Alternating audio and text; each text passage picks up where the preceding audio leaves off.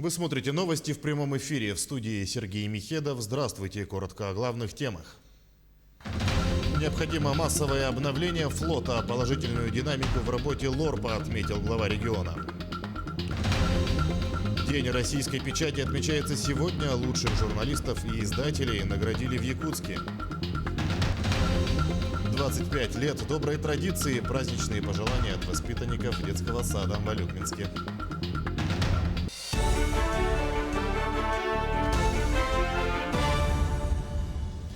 За минувшие сутки в Якутии выявили 130 новых случаев COVID-19, в том числе 9 носителей инфекции. В столице заболели 50 человек. В Алданском районе 13, в Мирнинском 10, в Амгинском 7, в Нерюнгринском 6, в Мегиноконгаласском, Усть-Алданском и Чурапчинском районах по 5 случаев.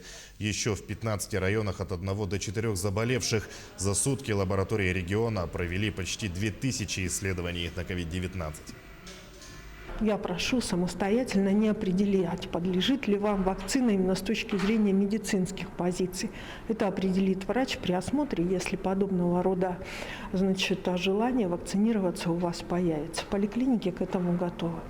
Также я хочу обратить внимание, что никаких дополнительных анализов ни методом ИФА, ни методом ИХА перед проведением непосредственно вакцинирования не требуется. И кроме того, вчера еще раз, на соответствующем совещании с регионами министр здравоохранения Российской Федерации подтвердил возможность вакцинирования вакциной, которая поступила во все регионы, в том числе в Республику Саха-Якутия, лиц старше 60 лет. 2 января в Якутию поступило 2100 доз вакцины от коронавируса. Она отправлена в 5 районов региона – Вилюйский, Верхневилюйский, Нюрбинский, Сунтарский и Мирнинский. Отмечается также, что у всех медицинских работников, получивших вакцину в сентябре, образовались специфические антитела. На сегодня первую дозу вакцины получили порядка 1500 человек. Положительную динамику в работе Ленского объединенного речного пароходства отметил глава региона. А.С. Николаев в режиме видеосвязи рассмотрел итоги финансово-хозяйственных показателей предприятия. По предварительным данным, в навигацию 2020 года пароходством перевезено 1 416 000 тонн коммерческих грузов. По сравнению с 2019 годом объем коммерческих перевозок увеличился на 14%, а грузооборот вырос на 19%. Подошел срок массового списания действующего гражданского флота. В связи с этим руководитель ЛОРПа Сергей Ларионов отметил необходимость выделения средств на льготный лизинг для судовладельцев, которые перевозят грузы в арктические районы на условиях до 15 лет по ставке 2,5%. А.С. Николаев особое внимание уделил строительству кораблей в республике и предложил внедрить механизм льготного лизинга. Экстремально низкие температуры и ввод новых домов в Амге вызвали необходимость увеличить мощности котельных. Руководство района и амгинского филиала ГУП-ЖКХ, а также заместитель главного инженера по эксплуатации Владимир Бондарь посетили объекты теплоснабжения Амгинского наслега. Во время новогодних праздников технические сбои произошли в котельных АСОШ-1 и АСОШ-2. Благодаря слаженной работе коммунальщиков подача тепла была полностью восстановлена в кратчайшие сроки. Однако сейчас низкие температуры сохраняются в образовательных учреждениях и жилых домах. Особое беспокойство вызывают школы, которые приостановили занятия по этой же причине. На СОШ-1 сейчас рассматривается вопрос установка дополнительного котла, даже не дополнительного, а замен существующего котла с увеличением мощности. А на СОШ-2 сейчас рассмотрим, что будем делать подогрев подпитки, что увеличит уже температуру на выходе котельной. А уже на следующий отопительный сезон и на ремонтную программу будем рассматривать или реконструкция котельных для увеличения мощностей. В столице региона впервые за 9 лет зафиксировали 50-градусные морозы. В последний раз столбик термометров в Якутске опускался так низко в 2012 году. Что касается ближайших суток, то 14-15 января погода ожидается преимущественно без осадков. Временами туман, ветер слабый, температура ночью около минус 50 градусов, днем минус 47-49 градусов. А в большинстве районов республики на фоне высокого давления также сохранится холодная погода без осадков с морозными туманами. В заречных и северо-восточных районах до минус 52-57 градусов. Такая погода сохранится до конца недели. А вот на западе республики ближайшие сутки севера Красноярского края ожидается выход циклона на запад Якутии. С ним в Оленёкском, Мирнинском и Ленском районах ожидается небольшой снег, местами поземки при порывистом ветре до 10-15 метров в секунду. Температура воздуха 32-37, местами минус 20-25 градусов. В последующем выходные дни ожидается похолодание на 10-15 градусов. День российской печати сегодня в Якутске традиционно отметили награждением журналистов. Ежегодная торжественная церемония прошла в Республиканском медиацентре, где представителям СМИ, издательского отдела и полиграфии вручили государственные награды и благодарственные письма. Ульяна Шагина подробнее.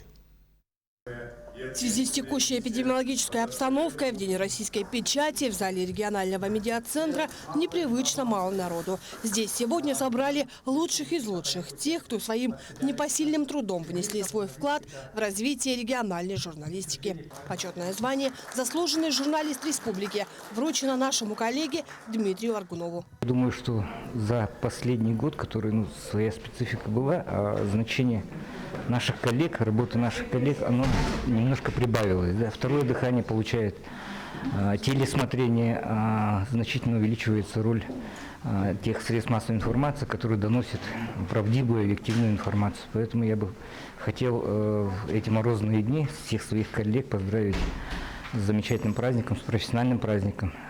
Ушедший год еще раз доказал и показал, что республиканские журналисты – одни из самых стойких в сложные времена. Смелые оперативные репортажи наших коллег во время пандемии стали для многих настоящими сводками с фронта.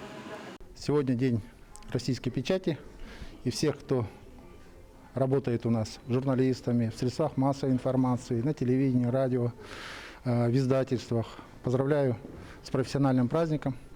Желаю, чтобы настоящие мастера пера, слова всегда создавали мнения о мире, позитивные и, конечно же, мир мнений. Сегодня в регионе работают свыше 30 предприятий полиграфической отрасли и книгоиздания, более 200 средств массовой информации. Более 1000 человек являются членами Союза журналистов России. Стойкими оказались все. Ни одна редакция в этом году не прекратила работать. Многие перешли на дистанционную работу, продолжая в круглосуточном режиме освещать работу тех, кто борется с коронавирусной инфекцией. Желаю всем своим коллегам в первую очередь здоровье. Оно очень главное, самое важное в жизни. Мы это поняли в этом сложном, необычном году. И ценность человека, все-таки богатство его – это здоровье. Принято в этот день подводить итоги своей профессиональной деятельности. Аксакалы пера, ветераны журналистской деятельности вспоминают годы своей работы и, конечно же, традиционно оставляют напутствие своим молодым коллегам. Я пришла в журналистику более 40 лет тому назад. Это сказать, конечно, быстро, но очень много времени ушло. Но все это прошло как, можно сказать, даже 4 дня. Очень быстро. Так что молодым журналистам, наверное, хочу посоветовать работать быстро, успевать много. Знаком отличия «Гражданская доблесть» награждены руководитель Центра детских и учебных изданий Национальной издательской компании «Бичик» Марина Макеева. Наш коллега, редактор дирекции радиовещания НВК СХ Юрий Сергеев отмечен почетной грамотой Государственного собрания «Илтумен» за вклад в социально-экономическое развитие региона. Кроме того, коллеги-журналисты получили высокие награды республики – отличника государственной службы и отличника печати. Поздравили своих коллег и в Союзе журналистов республики. Ульяна Шагина, Павел Пахомов, Якутск. Чемпионат республики по стрельбе из лука стартовал сегодня в столице региона. Соревнования проходят в закрытом формате, то есть без зрителей, в Центре спортивной подготовки «Триумф». Всего из 19 районов в Якутск приехали 20 команд. К участию в турнире спортсмены и судьи были допущены только при наличии отрицательных тестов на COVID-19. Победителей чемпионата определят в классическом, блочном и спортивном традиционном луке. Также выявят сильнейших в командном первенстве. По итогам чемпионата будет сформирована сборная сборная команды Якутии для участия в первенстве, чемпионате и Кубке России. 25 лет доброй традиции. Колядки с праздничными пожеланиями от воспитанников одного из дошкольных учреждений Алекминска прошли в этом году в онлайн-режиме. Услышали добрые слова от ребятишек из подготовительной группы разные учреждения города. Праздничным настроением зарядилась Елена Фаст.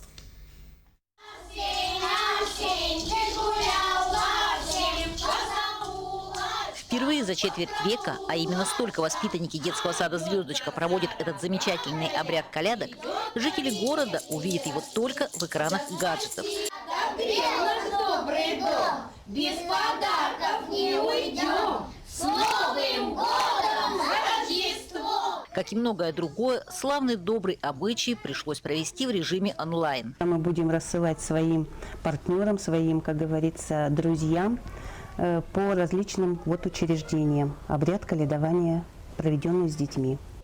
На добро, на радость и благополучие ребятишки сыпали зерно да приговаривали, чтоб достаток пришел каждому, чтоб здоровье было крепким, как морозы. Праздник самый длинный, он веселый и старинный. Наши предки пели, ели, веселились 2 недели.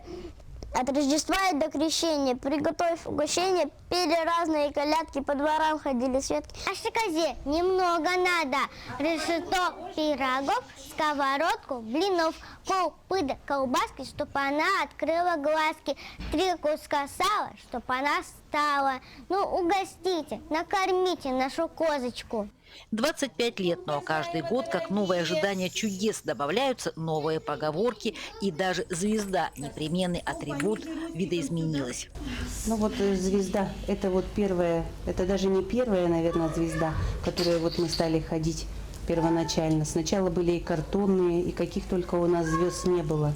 Ну, звезда, и еще шел человек, который нес колокольчик и звенел, как бы возвещал о том, что идут колядовщики. Ну а для ребятишек повод для маленького праздника и чудо. От Рождества и до Крещения приготовили угощения, пели разные колядки, по дворам ходили святки. А также урока добра, радости. Елена Фаст, Максим Копылов, Алекминск. Мы следим за развитием событий. Не забывайте носить маску, дезинфицировать руки, соблюдать безопасную дистанцию. Оставайтесь с нами.